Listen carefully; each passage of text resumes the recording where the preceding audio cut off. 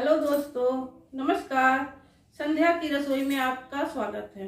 दोस्तों, रसोई में आज मैं बहुत ही टेस्टी सब्जी बनाने जा रही हूँ, चने साग की, वो भी बिहारी स्टाइल में। इस रेसिपी को मैंने अपने सासू माँ से सीखा है। दोस्तों, चना साग का झंगा ऐसी सब्जी है कि रोटी ही नहीं, चावल भी बिना दाल के इसके साथ खाई जा सकती है।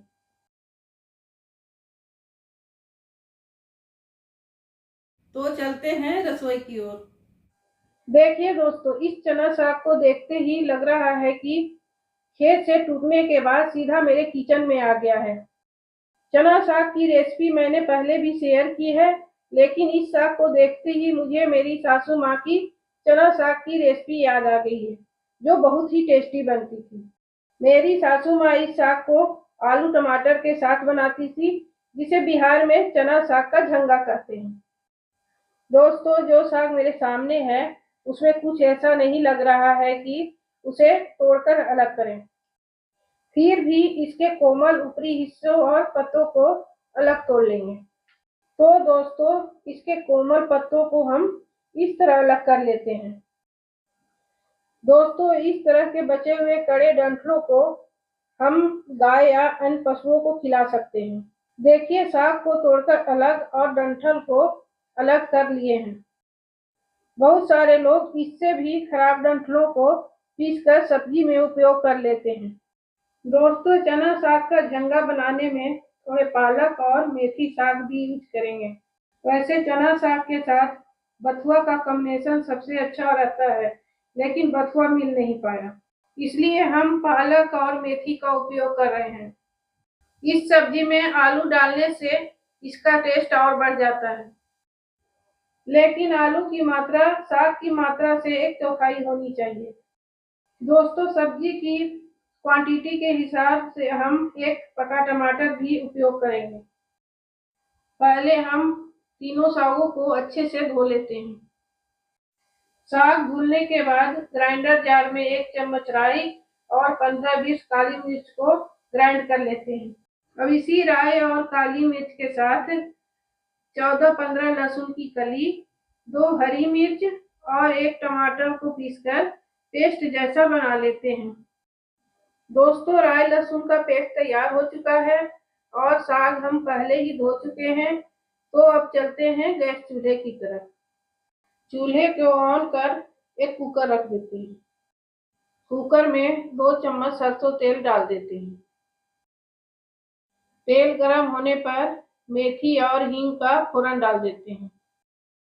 फोड़न चटकने के बाद पहले हम मेथी साग को डालेंगे। इसे थोड़ा चलाने के बाद कटे हुए आलू को डाल देते हैं। आलूओं को हमने चौकोर आकार में काटा है, ना ज्यादा छोटा ना ज्यादा बड़ा। इसे 10-15 सेकंड चलाने के बाद आधा चम्मच नमक ऐड कर लेते हैं।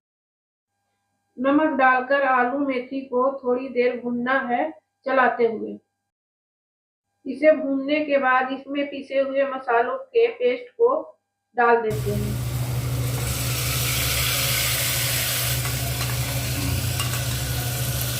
जार में पानी डालकर बचे हुए मसाले को भी ऐड कर लेते हैं। लगे हाथ पीसे हुए सूखे मसाले भी ऐड कर लेते हैं। 1 चम्मच हल्दी, 1 चम्मच लाल मिर्च और 1 चम्मच धनिया पाउडर डाल देते हैं। दोस्तों, अब सूखे मसाले के साथ इसे कम से कम 1 मिनट तक चलाते हुए भूनना है। इस तरह मसालों को भूनने से कच्चापन मिटता है और सब्जी का टेस्ट भी बढ़ जाता है। इसे भूनते समय लगातार चलाते रहें ताकि तली में चिपके नहीं। इसे भूनते हुए लगभग 1 मिनट हो चुका है। अब इसमें चना और पालक साग को भी डाल देते हैं। दोस्तों, हमने किसी साग को काटा नहीं है, क्योंकि इस रेसिपी में साग को बिना काटे ही बनाते हैं, इसीलिए साग लच्छेदार बनता है। साग के इसी टेक्सचर के कारण इसे झंगा बोलते हैं। दोस्तों, यदि आपने अभी तक मेरे चैनल को सब्सक्राइब नहीं किया है तो सब्सक्राइब जरूर करें। साथ में मेरे वीडियो को लाइक एवं शेयर करना ना भूलें। दोस्तों, साग डालने के बाद प्लेट में लगे मसालों में थोड़ा पानी डालकर उसे भी साग में डाल देते हैं। वैसे इस साग को बनाते समय पानी की कोई ज़रूरत नहीं है, क्योंकि साग में नेचुरली बहुत ही पानी रहता है और साग को धोते समय उसमें पानी की मात्रा कुछ रह जाता है। साग को अच्छे से चलाने के बाद कुकर में सीटी सहित ढक्कन लगा लेते हैं और हाई फ्लेम पर एक सीटी आने का इंतजार करना है।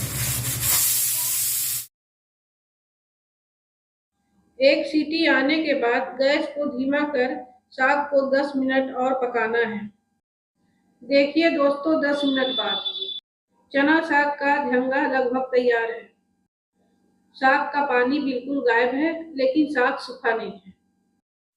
देखिए दोस्तों, साग बिल्कुल चिकना दिख रहा है और इसे देखते ही मुंह में पानी आ रहा है। चलिए आलू भी चेक कर लेते हैं कि पका है कि नहीं।